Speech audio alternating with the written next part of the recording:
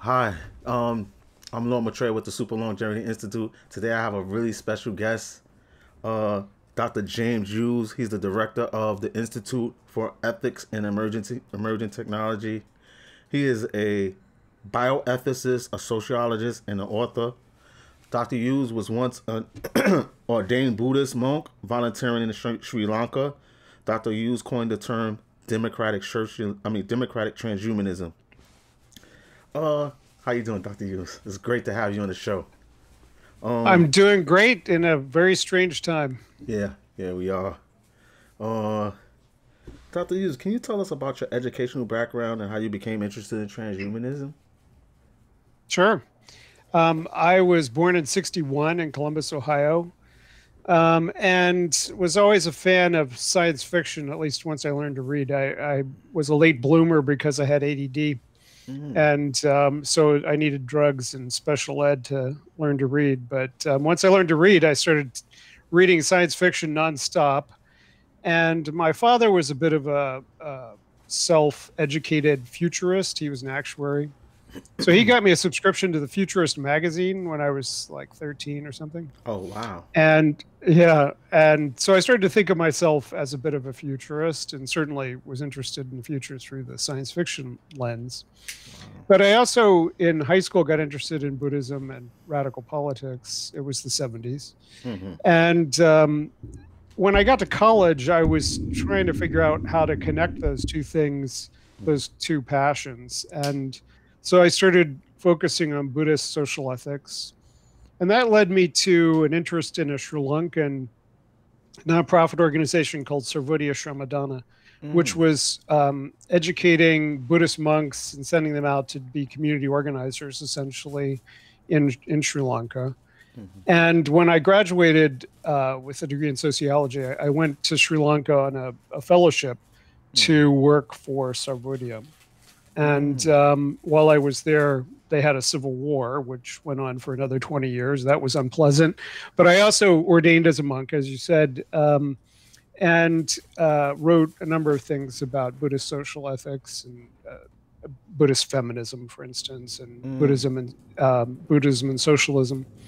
Um, when I got to graduate school, I spent another year then in Japan with my now wife. And mm-hmm. then we got to graduate school, and I did a doctorate in sociology at the University of Chicago.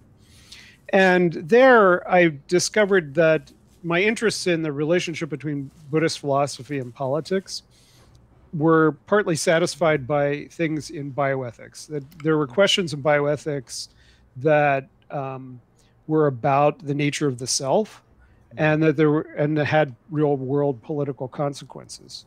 So I started to study bioethics, and I was also politically involved with the Democratic Socialists of America and running their environmental publication called Eco Mm, Socialist Review.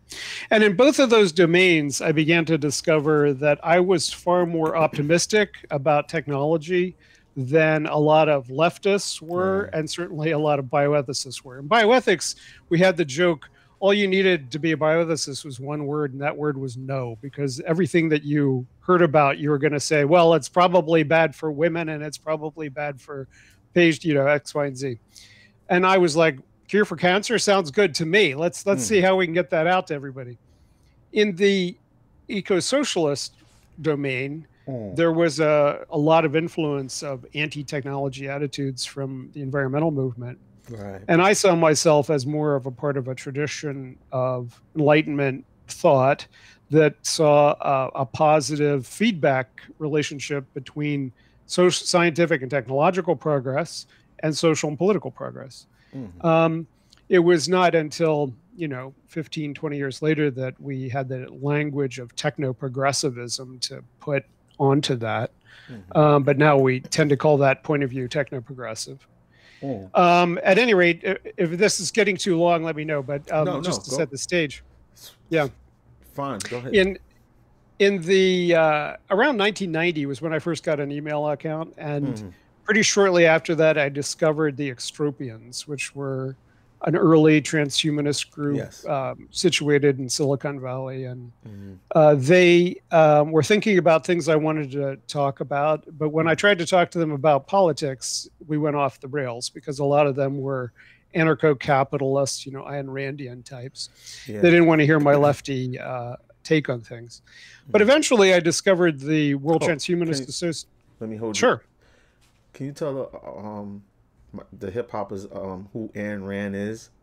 Because Oh, okay. we're not really familiar. I just learned about her several years ago, so I didn't know who she was until like. Well, Ayn Rand was a Russian emigre, Mhm. came to the United States after the Russian Revolution, and was a staunch anti-communist. But she fancied herself a philosopher, a political philosopher, and she primarily wrote novels, Atlas Shrugged, Fountainhead, other novels that expressed her anarchist views, her anarcho-capitalist views.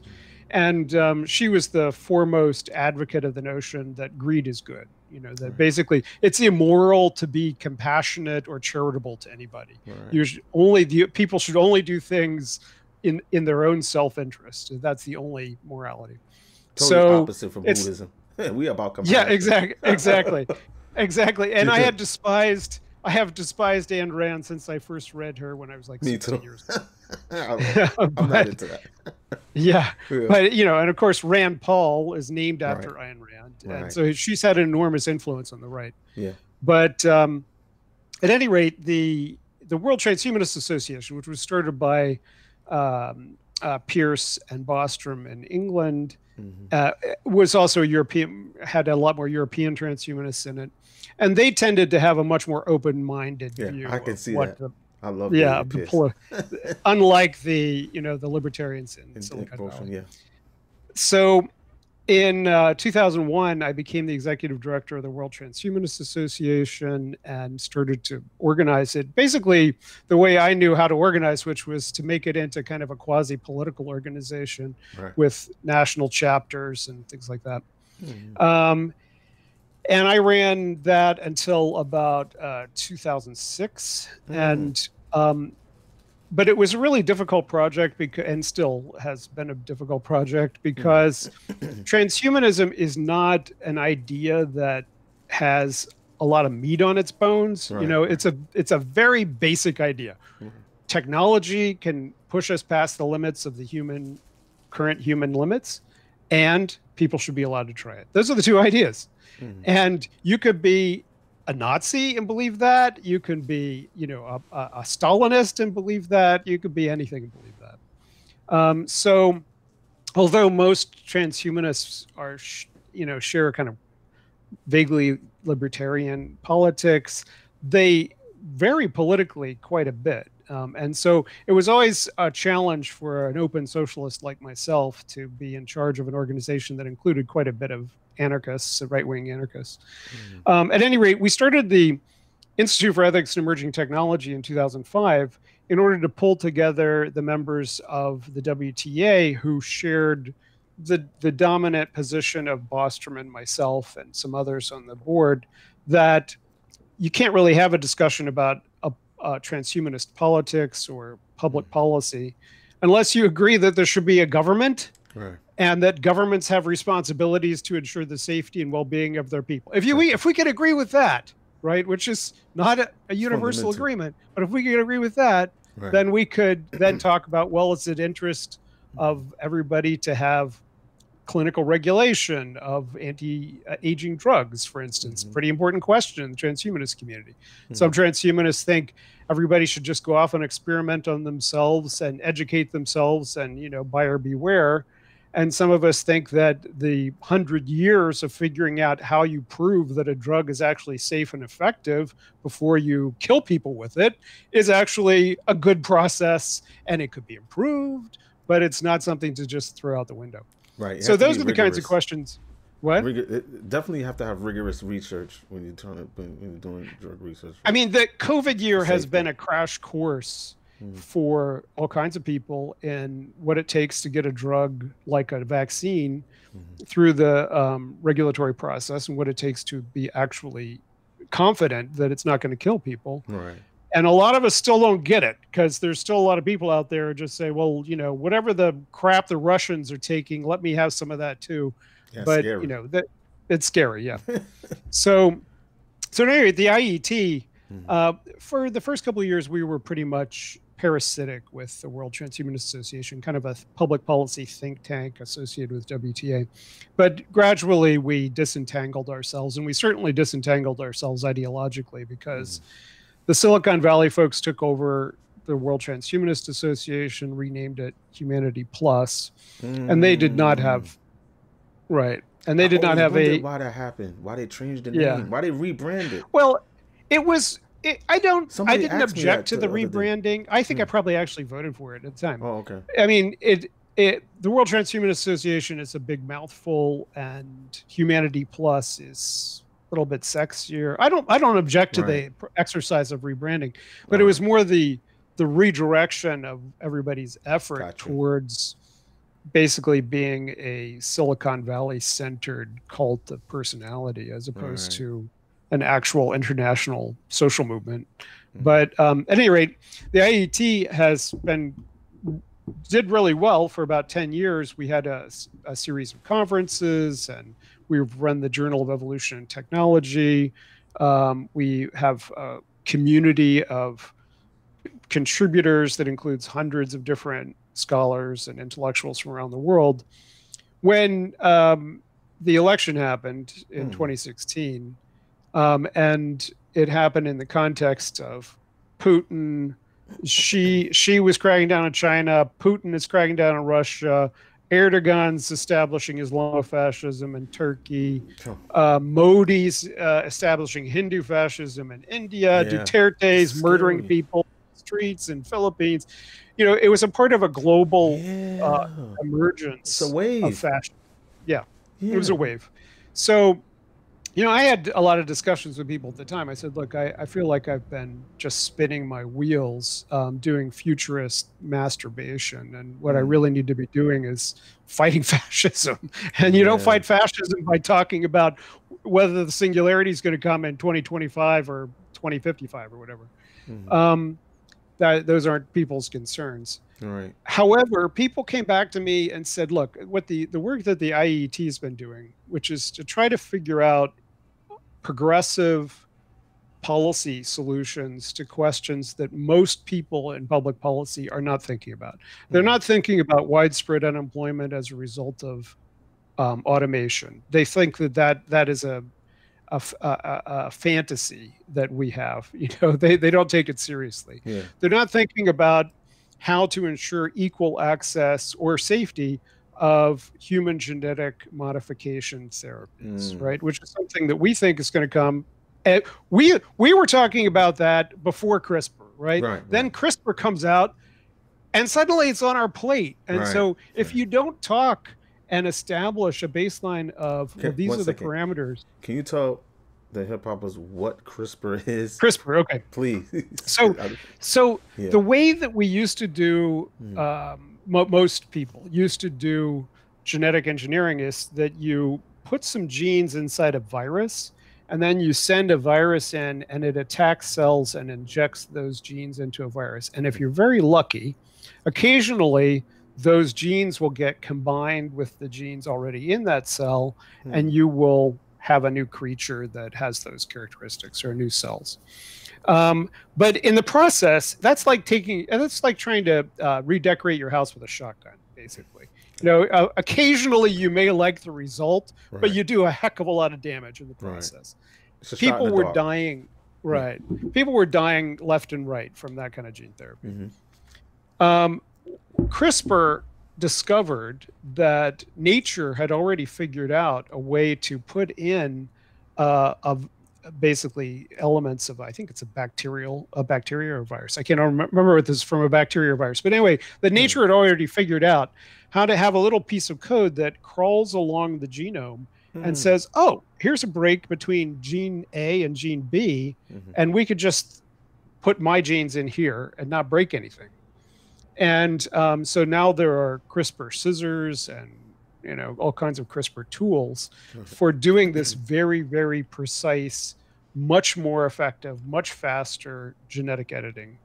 Wow. And so a lot of the questions that people thought were hypothetical about human genetic engineering or biotechnology in the 90s or 2000s, suddenly, once we had CRISPR 5, 6 years ago, suddenly those questions become real questions. And that's always been the place that I've seen the IET to be in, is that we were there to take seriously the technology policy questions that the policy community thought were just science fiction, but we didn't, Right. and to take seriously the political and social questions that a lot of techno promoters and futurist, utopians don't take seriously. The people in the singularitarian community who think that once the super AIs come, well, it's either going to be that they're going to squash us all like bugs, or we're going to have the super god AI that will provide manna from heaven.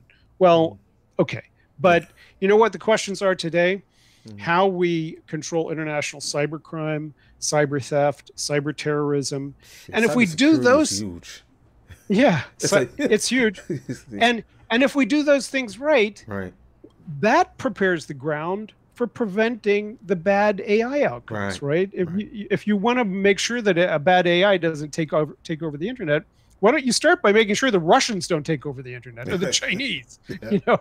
So, because it's probably going to be, a national military AI, and anyway. Right, right, right. So those are the kind of questions that we've been trying to address. We started to talk, for instance, about geoengineering in 2007, Mm, and once Obama was elected, mm, he started to think about geoengineering too. So we had basically a 2-year lead on the White House on mm. thinking about, should we start putting silicate dust into the atmosphere in order to cool down the planet, those kinds of questions. Right. So there are a lot of things that we've worked on, and I'm very proud of the work that we've done. Mm, But we haven't done a lot of work in the last 5 years. mm. And I'm happy to say that we're launching a new program of work, and we have a new round of funding from very generous donors. That sounds excellent. And anything I can do to help you guys, I'm all for it. Cause I think you're right. Fighting fast, you're not gonna have a future if you don't fight fast. As a thing. You didn't see what happened in Italy. you know, Well, you the, know. the advantage of Italy is that if they have a fascist government today, it'll probably Mm, fall by next week. right. But yeah, the five what's it called, the 5 Star Movement in Italy, Mm, which they have the Northern League is an actual fascist party, and mm. has ties to I the was actually talking remnants about of. Mussolini. Well, yeah. Well, Mussolini's granddaughter was in the Italian Parliament. So I keep Oh, whenever I look at Ivanka, I think about Mussolini's granddaughter, because wow. that family is going to be with us for a while as the remnants of the fascist Trump regime. Right. Jean Le Pen in France was Mm-hmm. the founder of their fascist party. His daughter Marie Le Pen took it over, modernized it, gave it a lick and a polish, and now they're Right. one of the major political parties in France. So these fascist family dynasties He's right. are a real thing to contend with, and these Trump boys have already announced that they want to run for office, and Ivanka, who knows? I hope they all go to prison, but Yeah, we'll they see. definitely deserve to be there. Uh, Let me see. I got a couple of questions. So you do still consider yourself a Buddhist? Well, it's a complicated question because there's really no such thing as Buddhism, which is Right. a Buddhist thing to say. Right. So I. Right. layers of irony there. But the reason I say there's no such thing as Buddhism is it's 2,500 years old. It's Right. been in, now had serious roots in 40, 50 countries. Mm-hmm. There are at least 3 major traditions of Buddhism. Mm-hmm. And now the Western Buddhism that I consider myself closest to is largely unconcerned with questions that used to be pretty central to Buddhism, like reincarnation. I don't believe in reincarnation. I think that you can get everything you need out of Buddhism without believing in reincarnation. Um, so there are some Buddhists who would not consider me a Buddhist, and Mm. I don't care. I use Buddhism does for me what it does. Right. I have been recently working with a Buddhist nun from Taiwan, who runs an international foundation called the Wooden Fish Foundation, and she's very interested in ways to integrate Buddhism with science and technology, Really? and yeah, That's interesting. which is something that the Dalai Lama really promoted, has been Yeah, I promoting as seen that. well. Yeah, yeah. Yeah. So, I actually started in the Tibetan tradition, That's what I not the was gonna Dalai ask you. Wow, Lama's really? school. Wow. Well, when I was a teenager, I was raised Unitarian. I don't know if you know what that is, I but do. Unitarians are a pretty secular Right. church, and most of the people in my Unitarian congregation were atheists. But Ray so I was Kurzweil was a looking. utilitarian too, right? Came from a utilitarian. Say it again. Ray Kurzweil talks about being in a utilitarian church also, Yes. with its different traditions in the church. Yeah, I know you too. We don't have Yeah. that in the hood, by the way. We have just Christianity, and that's it. Unitarianism. You ain't getting no utilitarian in the hood. Unitarianism is a pretty white thing. Yeah, I'm afraid. It's dope though. That's how you learn about other people's traditions. If you came from that, I wish we had that. I learned about Buddhism in Unitarian Sunday school. And when I was looking for something deeper than what they had to offer, I rediscovered Buddhism and started meditating in high school.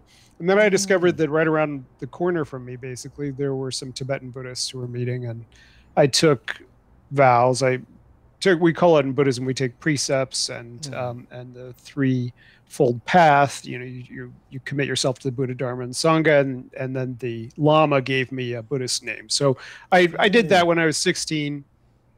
I stayed with the Tibetans for a couple of years, but they're a pretty baroque bunch. It's like joining the Greek Orthodox Church instead of the Quakerism that I was used to. So eventually I gravitated more towards the less ritualistic traditions like Zen and Vipassana. The Sri Lankan meditation tradition was closer to the Burmese Vipassana that's more familiar here in the United States. And I don't consider myself especially sectarian anymore. My views are so idiosyncratic at this point. I don't want to attribute them to anybody. But you know what I like about the Tibetan Buddhists? They have what you call lucid dreaming. They were I remember I used to work in a bookstore called East West Books in New York City. It was on it's no longer in existence, between 13th and 14th Street and Fifth Avenue. It's a great bookstore. They had all these books on Tibetan Buddhism, and they had stuff on lucid dreaming, and that's how I gravitated to some of the Tibetan teachings, because the lucid dreaming, and just being able to wake up in your dream, lucid dream. I thought that was fascinating. So how did you come to name yourself Lord Maitreya? I don't know if you know this, but I've written a number of things about the Maitreya mythology in Buddhism, and I didn't know that. The Chakravarti Sutta, which is in the Pali Canon where Maitreya is first mentioned. So, well, I was a twin, identical twin. My brother died at birth. I asked my mother, what is, so I renamed myself. I said, Mom, why did you give me this name? What does its meaning? She couldn't tell me. I said, it's time to change it. It had I always gave myself a different name as a child. I never felt that the name she named me fit me. So my mother took me to a library, and I had got this book. I had like 12 years old. I still have the book, by the way. I don't throw things out that I love.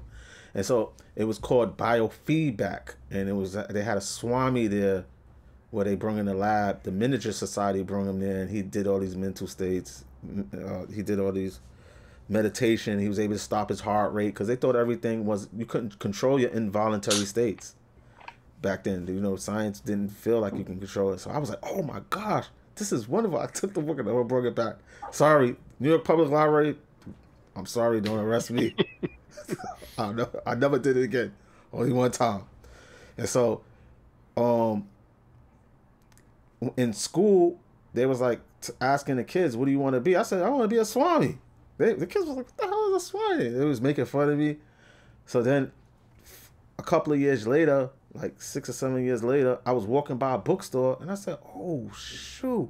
I looked in the window. I said, I need to work here. I didn't even go in.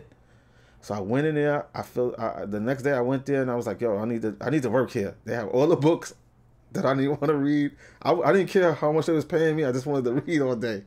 They hired me on the spot, and the kids came.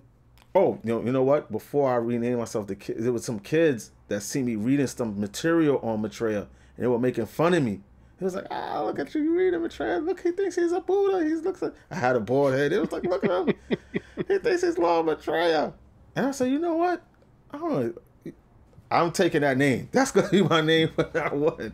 So I legally changed my name to Lord Maitreya. I never really told nobody that on camera. But really? You got it out of me. That's your legal name? That's awesome. I changed my name to legally. I said, you know what? Maitreya One is gonna be my legal name. So that's how I got the name. And let me tell you, some synchronicity happened. That bookstore, I was sitting down and the guy that owned the bookstore said, yeah, you know, I said, wait a minute, who built this bookstore? They said Swami Rama. I was like in my 20s.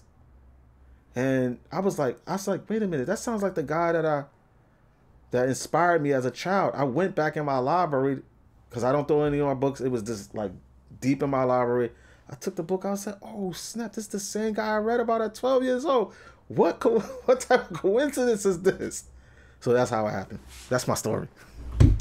When I was given my Buddhist name at 17, I apparently made a good impression on the Lama because he named me Prajna Bodhi, which means wisdom, the two different kinds of wisdom. And that was also my given name when I was a monk. But wow. So I've never legally changed it. But yeah, you're welcome. I'll call you Lord Maitreya, and you can call me Prajna Bodhi. Yes. Wait, how do I say it? Or Prajna Bodhi or Prajna. Prajna is more the Sanskrit, and Prajna is something else. But wow. Yeah. Okay, that's wonderful. We have something in common there. David Pierce came from the Buddhist tradition too. He likes Buddhism. He's also, I don't know if did I ask him, was he still a Buddhist? He's not really, right? Really, but yeah. I mean, David and I have had some conversations about this, and my current and ongoing and unfortunately long delayed project of Cyborg Buddha, the second. I'm waiting for that. You know that, right? I'm waiting for that book. Well, I think after November 3rd, I may have a lot more headspace for these kinds of projects. Well, we'll see. Please. But I've talked to him about, and he's partly the inspiration for the project, and really? I've talked to him about it many times. And I think one of the disagreements that he and I have is about the nature of motivation, the relationship of motivation and mood. He seems to believe that we could all ramp our experience up to bliss levels. Yeah, he told me and that. then be motivated by the difference between bliss 10 and bliss 11 or something like that. The Buddhist point of view on all that is that whatever you get used to, that's your new baseline. You know, that if our current baseline is 0 to 10 in terms of mood, and 10 is like really, really happy. If you're only ever experienced the difference between 9 and 10, that's your new baseline, right? So we acclimate, our brains acclimate, and as a consequence, I just don't think that the idea that he has that we could all be happy and not have it is clear that we could all be happy. And there are studies on people who have neurological conditions or just were born with the advantage of always being happy. Right. They tend not to work as hard. They tend not to get married as much. They tend not to vote. There's once you're that happy, then you're not that motivated to do a lot of stuff. You know what? You're right about that. Yeah. I agree. So I think we're going to discover, once we have more control over mood, we don't have very good control over mood right now, but the antidepressants are kind of, they may work, but not for everybody. And, they have a lot of side effects. Yeah. So, and they certainly don't work to make ordinary people happier. They just work to relieve some depression. But once we have safe, effective mood regulation, And beyond that, we'll be able to give ourselves different kinds of moods. So we'll be able to have, fear when we want it, or eroticism when we want it, affective aphrodisiac, whatever. But That once would be we have nice. that, we'll start discovering what the effects are. And I think people will self-regulate more or less. I'm a little worried about super addictions. Yeah. Meth is an example, I think, of a highly refined drug that really does rewire your brain and make it hard to be happy ever again. Opiates do the same. LSD So, reconfigures your brain also, right? in a positive way, In a positive yes. way, yes. Right, right. Yeah, LSD, psilocybin, all the Yeah. psychedelic, the psychedelic research that's been going on for the last 10, 15 years is just Oh, fantastic. I'm And excited about DMT. yeah, Excites me. I yes. really, yeah. DMT is a wonderful drug. I have to say, I'm still too risk averse to do a lot of experimentation with psychedelics. I did a lot when I was a teenager, but Hmm. fortunately, Massachusetts legalized cannabis, so I've been reacquainting myself with cannabis. We need So it today. if the hip hop community appreciates that, We do, and let me big tell you, fan of cannabis. yeah, and see, I think today we need the legalization of marijuana for medical use is needed today.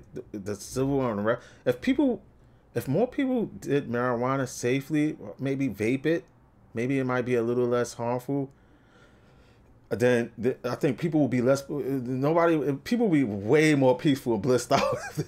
Well, if anybody's curious, they can email me and I'll give them my recipe for Dr. J's magical elixir, which is I want to see it. basically decarboxylated cannabis in olive oil. And Really, taste tablespoon of that every night.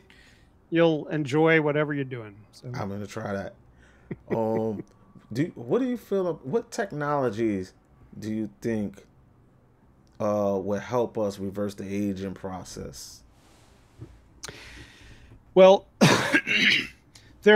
I'm a supporter of Aubrey de Grey's work, and Yeah, I me think too. he's done admirable It work sure has. in um, outlining the various research pathways that could contribute to multimodal anti-aging therapies. Hmm.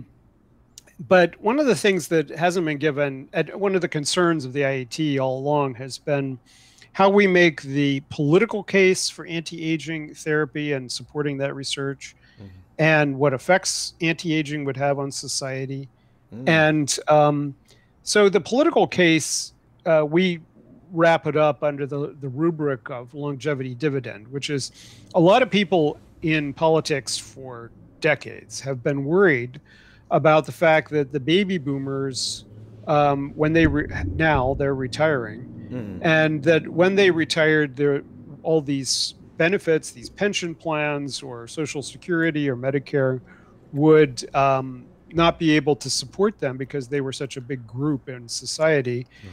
And as the birth rate continued to fall, especially in Europe and Japan, Japan, yeah. China, um, then you had fewer and fewer working age people supporting that group of older people. Right. And that people have been talking about entitlement reform for a long time. This came up in the presidential election. Biden, Right. back in the 90s, was convinced by those arguments and started getting on the Clinton campaign idea of cutting Social Security and Medicare, or raising the retirement age, those kinds of Yeah, things. they did that. Because Yeah, I was just talking to my uncle about this. I said, "How dare they?" And I mean, you can't retire. They want to wait till you till you're like crippled. right. What's Now, up with that? What's I know that before you can even reverse age of there process, is there is a real politics. problem. It, There is a real problem because when we enacted hmm, Social Security back in the 30s, the hmm. majority of people did not live past Right, 65. right, Right. right. So now the average life expectancy is 85, and by the time you get to 85, 95, my in-laws are 93, you are very likely to have dementia. You're very Okay, likely to need in-home, if not nursing care. that's right. And those are all extremely expensive. So the key argument from a political point of view has Hmm. always been, look, we're not going to start killing old people. Right. As much as Trump tried to accomplish that end by, encouraging COVID in the United States, He sure we're did. not going to go around and kill all of our grandmas because they're too Exactly. expensive. So the question is, will grandma be affordable, more affordable, if she's not sick? Right. She could be more productive. Well, let's And put it won't aside be productivity. it won't Let's be put a burden aside on the productivity healthcare because system. it's not that I want to force 85-year-olds to stay in the Right, labor right, market, right. but it's that if she doesn't have to be waited on hand and foot by a daughter or a husband or some relative, pulling that person out of the labor market, right? Because that's what happened. Almost all that kind of care in our society is done uncompensated by family members, who are then people who can't participate in society in the labor market in the same way. So that's one. Nursing care, and especially if you put somebody in a nursing home, that's like 50 grand a year at Yeah, it's best. expensive. Yeah. Right. Very expensive. So what the political argument is, look, if you can keep seniors healthy longer, lifespan extension as opposed to just life extension. Right. And then, maybe they still have 5 years of disability at the end of life and expensive care then, but that happens 10 years later. Then that will help us get through this period where the welfare state may not be very affordable. That's one argument. Then people have a lot of concerns about whether they will get these drugs. So when Pew Research Foundation has been doing great research on this, they've been asking Americans how they think about anti-aging drugs, about how they think about artificial intelligence, all kinds of things. And about anti-aging drugs, the majority of Americans say that if they were available, they would take them, and that they think that they are a good idea. So this idea that that there's widespread opposition to anti-aging is nonsense. There's widespread opposition when you tell somebody, "Hey, like your grandma who can't doesn't remember your name and is in a wheelchair all the time. Wouldn't you like to be like that for 1,000 years?" And people say, "No, I wouldn't like to be like that for 1,000 years." Well, guess what? That's not what we're talking about. So that's one thing. The majority of Americans, if offered a healthy vision of what living to 120 or 130, 140 might look like, they would say yes, because most people, given the choice, would rather live than die. Most 95-year-olds who have their act together don't commit suicide. If being old and sick was such a terrible thing, why wouldn't they be committing suicide? That's because they would prefer to live another day, even with 6 different diseases and in a wheelchair.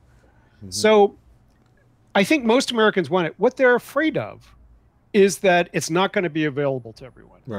Because so much of the good things in our society only go to the affluent. That's right. And so if we can convince people that, yes, not only will investments in this area of research generate anti-aging, but you'll have it too, then it becomes a universally popular thing. Yeah, we got to push universal healthcare, man. Exactly. That's part of the problem. We have to push that. That's how people want to. Oh yeah, that's in the United States. And unfortunately, Obama was actually a neighbor of mine in Chicago. I was so delighted when he was elected. And I completely understand the political constraints that he had to exist under. And I'm very willing to write off the things that he did not accomplish because of those political obstacles. So the Republicans now, 10 years later, we know just how truly awful they were, and that their number one priority was always to stop his agenda. Socialism, healthcare. That's what they used to call it. The Republicans were scaring everybody. And the reason he chose the individual mandate and putting together Obamacare the way he did was because it was a Republican idea. Right? It was an idea that they said, "Oh, don't give everybody health insurance.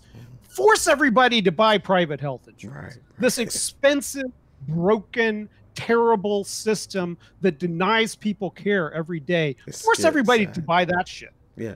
Sorry. I don't know No, you how can curse. PG-13.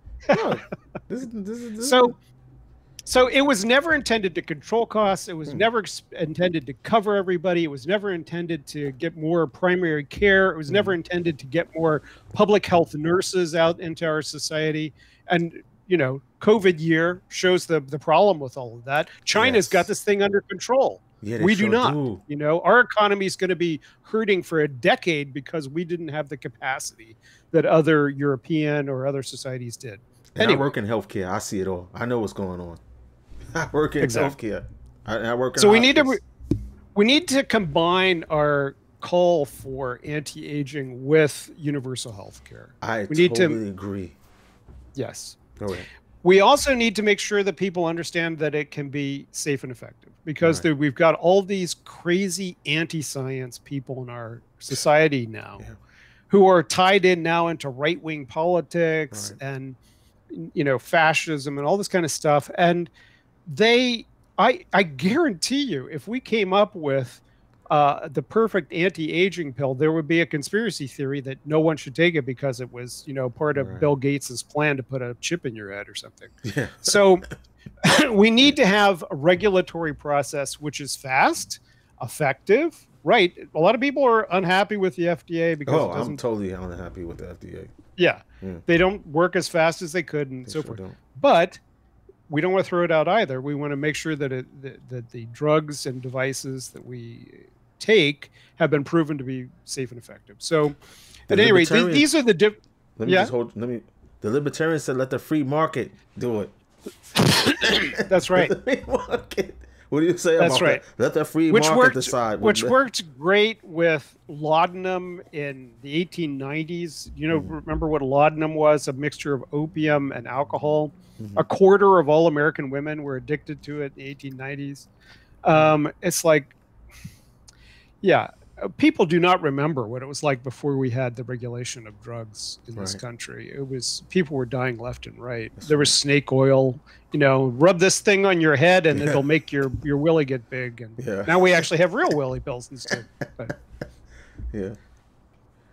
Yeah. so anyway, those are the kinds of concerns that I have. But we, in terms of the specifics, I'm a social scientist and policy person. I'm not a scientist. My daughter is a cell biologist now, and I've been trying to get her to go in the anti-aging direction, but we'll see what happens. But there's some great breakthroughs on that front so far. Metformin.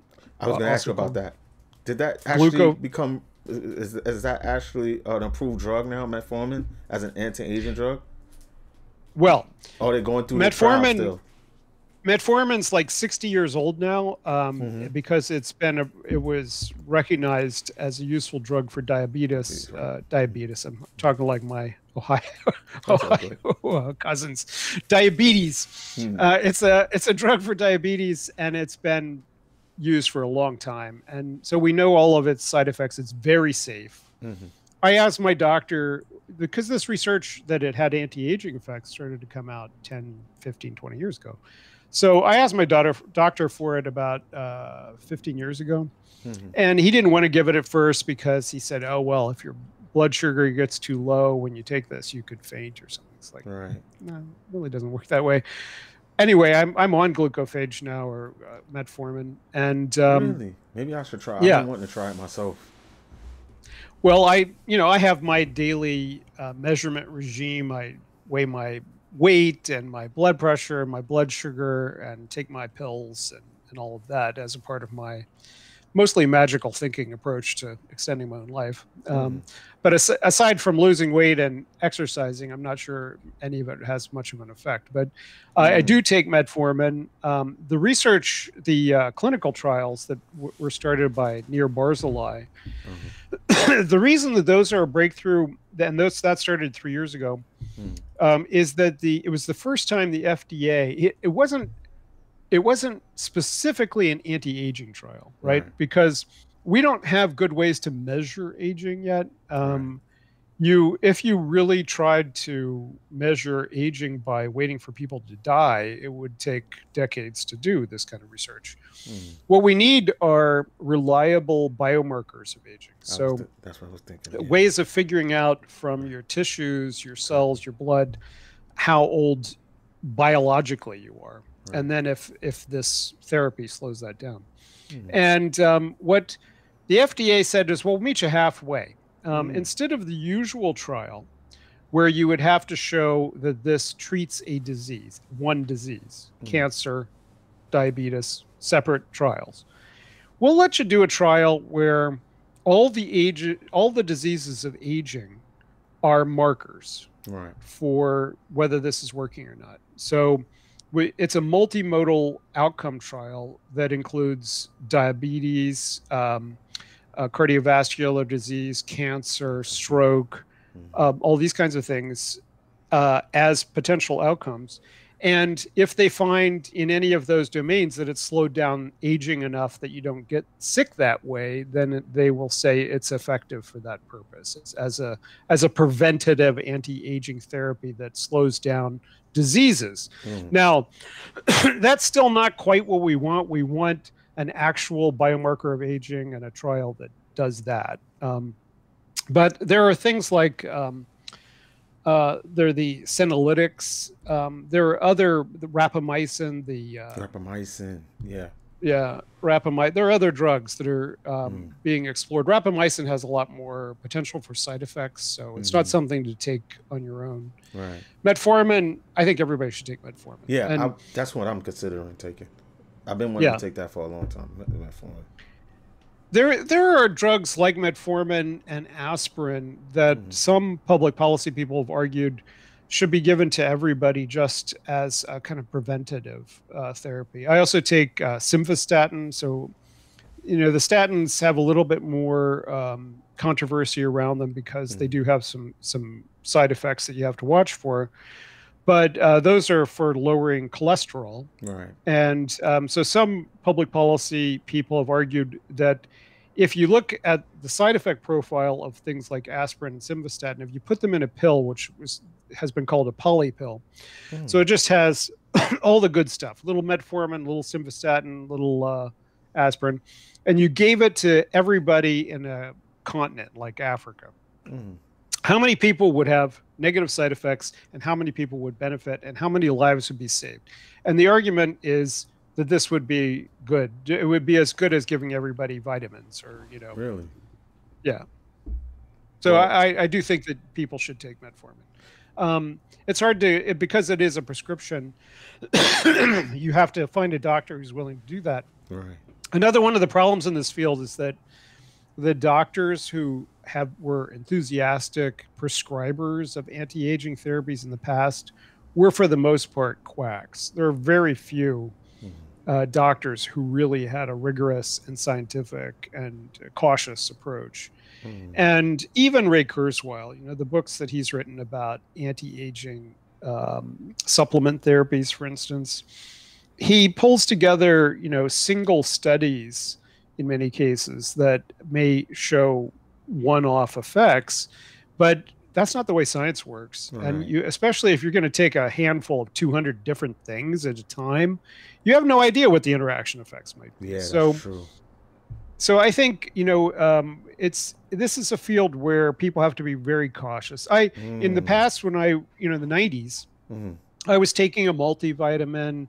I used to experiment with Russian brain drugs that I was getting imported, through the mail. There were all kinds of things that I've experimented with that I stopped because the science doesn't support it, Yeah, you're absolutely right. You don't know what type of reaction you're going to get from taking all those different supplements. You have to be, but I thought isn't Terry Grossman a doctor? Yeah, but Yes. Hey, well, well, I have all Ray Kurzweil's books, but that's not what I'm currently. I read all of them already. Ray's great on talking about the future, but don't go to Ray for medicine. I think he had his own supplement company. Yeah. Dr.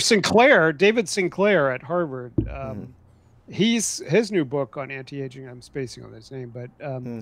but his new book is a pretty good coverage Oh, of Dr. Sink. Yeah, I'm gonna have him on the show. I talk to him sometimes. yeah, Yeah, yeah, he's good. I wanna get him on the show. Yeah. I mean, He's gene not. therapy, we were Mm, just talking about gene therapy a minute ago. And once we figure out how some of these chemical and metabolic pathways work that mm, regulate aging, we'll be able to start throwing gene therapy at it. And mm. that will also be dangerous and not something to do at home. Right. But eventually, the clinical science will probably demonstrate ways to permanently change your body so you don't have to take drugs all the time. Have you are you familiar with Liz Parrish work with gene therapy? Yes. What do you think about it? I like Liz. I I like think this. she's smart Mm, and not not as hyperbolic as some of the folks in this field. right. So, but I'm not qualified to really Okay. judge the science of what she's doing. I would like to have her on too because I wanna get more into. I wanna ask a couple of questions about what she's taking, how's it going. Yeah. Yeah. What about nanotechnology? What do you think about that? Putting nanobots in you, I'm I Drexler believe machines. I mean I am Kurzweilian in terms of my understanding of the technological Mm, progression that we're a part of, and mm, I do think that nanotechnology is inevitable. yeah. Um, and I hope that we can control it Mm, because ever since the beginning of nanotechnology, we've been worried about runaway, you know, nanotechnology, gray goo, Grey we goo. used Yeah. to call it. Yeah. Um, I think that we have to do a lot of precautions around that kind of thing. But in terms of nanobiomedicine, Mm, the I think we're making a lot of progress that was anticipated by Kurzweilian scenarios mm, um, of learning. I mean, CRISPR is an example. CRISPR is basically looking at nature and figuring out how nature does nanotechnology, you right. know, and nature has had billions of years to figure things out all across this planet. So the more we discover, and this is actually a part of Aubrey's work as well. Like one of their projects was trying to find microbes that had specifically evolved to decompose the cellular material of the human body Mm, and see if those cellular mechanisms of those bacteria could be then used therapeutically to decompose some of the bad aging stuff that happens in our body. mm, That's fantastic. You know, I love that kind mm. of stuff. Yeah, me too. But you know, CRISPR was basically a byproduct of an accidental discovery of a bacterial mechanism. So I think we are making a lot of progress in that kind of nanobio Mm, interface. We're making progress in the nano cyber interface as well, which is mm, how do we put onboard intelligence into a nanobot.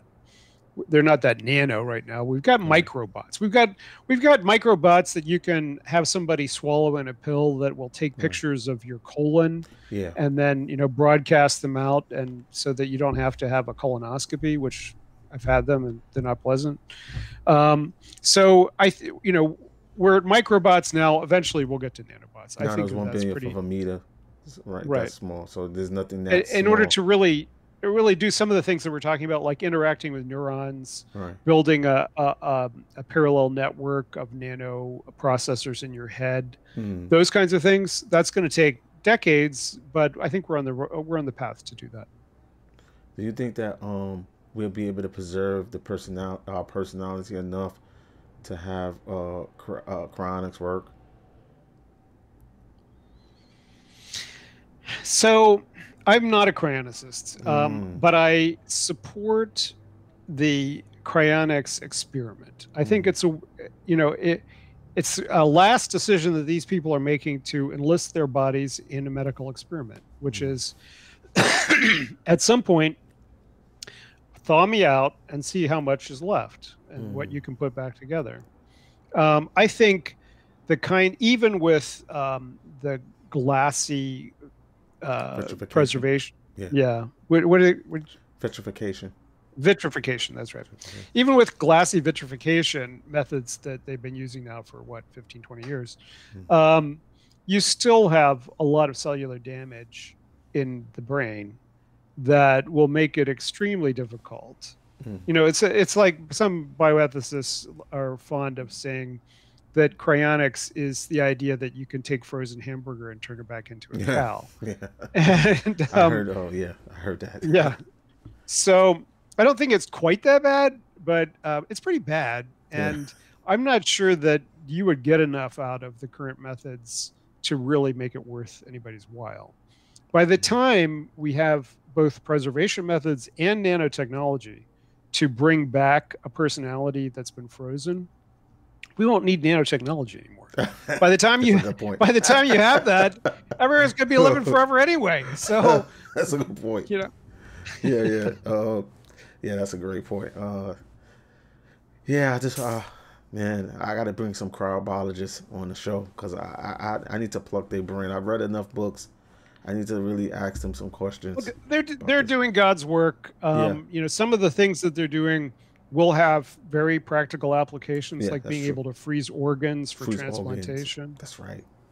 But freezing the brain, it's hard, really hard. What's your ideas? I was talking to David Pierce the other day about consciousness, the hard problem of consciousness. Do you think this is to be solved in this millennium? Because it seems like nobody's. I don't even know. Are scientists really trying to figure this out? Is there a group of scientists really saying this is what I'm here to do, is to figure out the hard problem of consciousness? Well, it's kind of like saying, well, we'll be able to prove the existence of God. You know, I don't think that science will ultimately be the thing that answers that particular question. I think we're going to get closer and closer to emulating in silicon human consciousness. We're also going to get a lot of creatures out of those experiments that are far weirder than we ever expected, right? I think one of the critiques I have of both brain uploading and of artificial intelligence or artificial general intelligence research is that there's a lot of anthropomorphic expectations about that. Oh, I see. And I think that the space of possible minds is so much bigger than we could imagine. You know, minds without egos, minds without memory, et cetera, et cetera. So, at any rate, what was your question? I got distracted by. Do we feel? The hard problem. The hard problem of consciousness. Do you think it's solvable anytime soon? I think we will. The reason I went down that path of talking about uploading and oh no, I was going there anyway. You just beat me. I was going there. You beat me to it. Is the better we do that, the more convincingly we do that, the less this kind of dilemma will matter to people. Because when I look into your eyes, I really don't know if you exist, and I don't know if you're experiencing. When I say pain, does that mean the same thing to you? This is an intractable problem of human existence, is that we're all trapped in. Yeah, it's subjective. We're trapped inside our heads. Yeah. I think one of the things that's going to happen is that we're going to have onboard nano-neural interfacing, you know, brain-machine interfaces that have a complicated set of translation algorithms that allow me to not only communicate with you, but also to convey emotional states and memories and experiences. When we get to that stage, and then the next stage is the Borg, you know, just like give it all up for the group mind. And so when we get to that stage, I think a lot of these questions will just become, who gives a crap? I mean, I'm actually looking into your brain now. I'm not just talking to you and assuming that you have the same experiences. I actually see what you're experiencing. And similarly, if we have AGIs that we have designed or that are fully transparent to us, we can say, well, you know, it may not have exactly the same architecture that we do, but it's basically doing the same things that we know the human brain does. So why would we make a distinction between these two things? Right. Hmm. Wow, this was a wonderful talk. I enjoyed this. Um, is there anything you would like to say before we head out? To the hip hoppers. What? All right. Oh, you know what? Before we go, what fields do you think that young scientists that's into anti-aging, what educational background you think they should be in as a like what different studies, what different educational background they're gonna need in order to figure out the hard problem of consciousness, and if they want to find out how to reverse the aging process. Well, anti-aging, I think basically you could make a contribution to from any sphere of the biomedical sciences. Right. So, cell biology, genetic engineering, Mm. biomedical engineering. There's all kinds of related disciplines. Mm. Nutrition. You know, Yeah. my daughter's actually in a metabolism study Mm. program. So Mm. she's working on diabetes and liver, the liver regulatory functions of metabolism. Any domain that you work on, neurology, biogerontology, obviously, but biogerontology is the most obvious choice if you're interested in that. How to treat old people, Right. but we want to get these diseases. We don't want to wait until people are 85. We want to get them, when they're 35. Mm. So all these different lines of research. The hard problem or questions, the philosophical questions related to consciousness, are going to be basically philosophy questions. Philosophy. Right. For there is a a community of scholars who are at the intersection of cognitive science, Cognitive. computer science, and philosophy. Mm-hmm. And people like Anders Sandberg, for instance, Mm-hmm. who's at Oxford with Nick. Mm-hmm. And Anders is a good example of somebody who combines an interest in all of those domains and is able to make contributions to them. So I think the reason I'm hesitant is that I think no matter what you're interested in, there's a Mm-hmm. way to connect it to these questions of the future. You're Mm-hmm. interested in music, maybe not making music right now, but music has a tremendous influence on people, right? So, Yeah. um, you know, Alexandria Ocasio-Cortez, she played a Twitch game the other night. Mm. She played a game on Twitch, Mm-hmm. and 5 million kids have now watched that video stream. And she was telling them about Medicare for all, and she was telling them how important it was to fight fascism and get out and vote. And every domain that we're in, Mm. social media, popular culture. I'm a huge pop culture. I read science fiction. I watch science fiction television. Me too. I watch science fiction films. But I feel like I'm making a contribution when I do that because I Right. also do pop culture criticism. I'm part of a Mm. philosophy and science fiction study group. I write Exactly. papers about popular culture and how it shapes the way. And we ran a project on that topic at the IET. So Mm. even if the only thing you want to do is watch Star Trek, you can make a contribution to That's true. anti-aging and the philosophy of mind if you think about it from that perspective, right? I'm glad you said that, by the way. Yeah, I'm really glad you said, because this, in order to make this happen, it has to be an all inclusive type of thing. You can go. It's not just for scientists. That's right. I mean, that's the whole political point. That's This right. is a societal conversation that we have to have, and Hmm. everybody has to participate. Yes, that's right.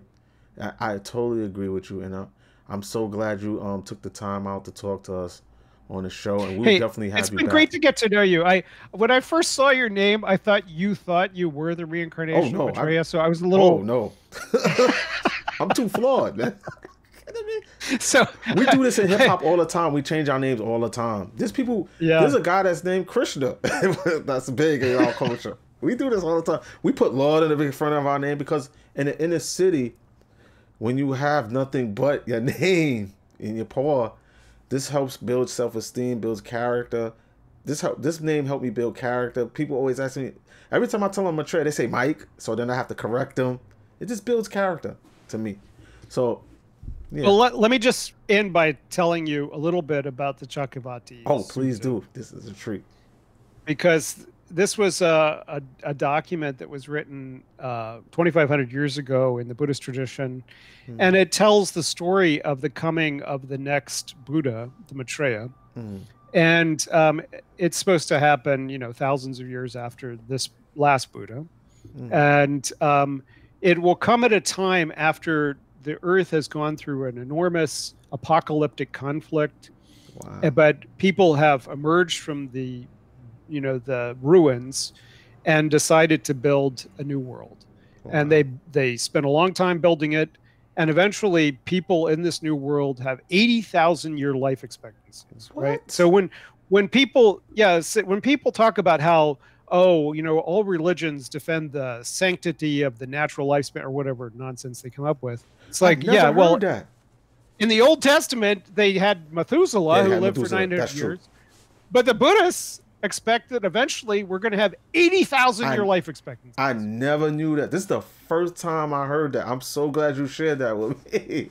Now I'm gonna throw that out there. I was like, no. So by the way, this document, this sutra, is called the Chakravarti Sutra, which means the lion's roar of the wheel turning monarch, because the monarch is Shaka, the next king. And when Shaka then rules the world, so there's a united world. There's no more governments and there's no more countries. There's a government, and the government's run by this King Shaka. Wow. And Shaka establishes wish-fulfilling trees in the public parks. So whatever you want, you can just go pluck it off of a tree. Girls, by the way, because of the 80,000 year life expectancy, girls aren't allowed to get married until they're 500 because they're not mature enough until they're 500. Wow. But people fly around in flying platforms that take them from place to place. So it's a utopia. Wow. And it's only once we've established that utopia that the next Buddha comes, Maitreya comes. Wow. Maitreya comes and he presents the Dharma to Shaka, and Shaka says, okay, no more government. We're all just going to be an anarchist commune now. And he goes and becomes a monk. And that's the beginning of the new era of Maitreya's Dharma. So wow. It's a very well chosen name, and that particular mythology I consider so optimistic and lovely that I talk love about that. I'm glad you shared that with us. Thank you, man. That was dope. You just blew my mind. That was dope. I wasn't even expecting that. Man, this was a treat. I'm Lord Maitreya with the Super Longevity Institute. I got Dr. James Hughes. How do you say that? I want the name in Sanskrit. I want to get this right. Say the name in Sanskrit. My Buddhist name? Your Buddhist name in Sanskrit. Prajna Bodhi. Prajna. I have Prajna Bodhi. Prajna Bodhi. Bodhi. Oh, Prajna Bodhi. Yeah. It's wonderful to have you. We will definitely have you back. I enjoyed this. You have a wonderful night, man. Thank you, man. Thank you. Get out the vote. Oh yeah, who are you endorsing? I forgot to ask you that. You don't have to tell me if you don't want to. Oh, well, I'm a socialist, but I'm not that kind of socialist. So I've always supported the. We're not going to demonize you here. Who? Yeah. we don't care. I was all geared up to campaign the hell out of Bernie, but then of course that evaporated. Bernie was the only guy, right? Bernie had. Yeah. Damn, man. All right. Well, I sincerely hope that Biden wins. If he doesn't, we're going to have to burn this country to the ground. So it's going to be bad. Well, thank you, man. You have a wonderful night. We're going to talk to you after the elections. We see you after the elections. Okay. Talk to you soon. Talk to you soon.